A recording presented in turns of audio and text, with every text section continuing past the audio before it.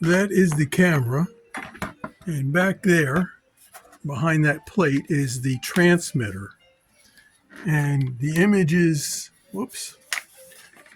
from that camera are transmitted into these goggles, so I see what's in that camera on that screen. There you go.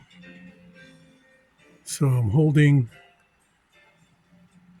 actually at 90 degrees to the camera. What you're seeing in that image is from the camera in the drone, taking a picture of me, taking a picture of the goggles. Got it? And there's the 5 gigahertz antenna I strapped on the side with tape. It's quite a lash up. There's all the wiring not tied down yet. I wanted to see if it worked. And that's actually a 500 milliwatt. It's a half a watt, 5.8 gigahertz microwave transmitter. I think they go for about 25 bucks. And this one's got 36 channels. All the new ones have many more channels. Analog, it's not digital. And that's my drone battery. And I can show you once I turn off the power feed comes, tap off the battery.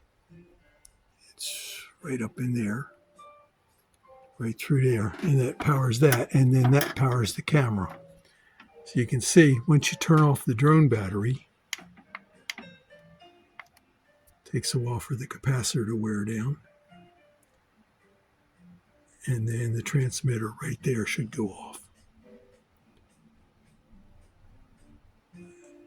There it goes.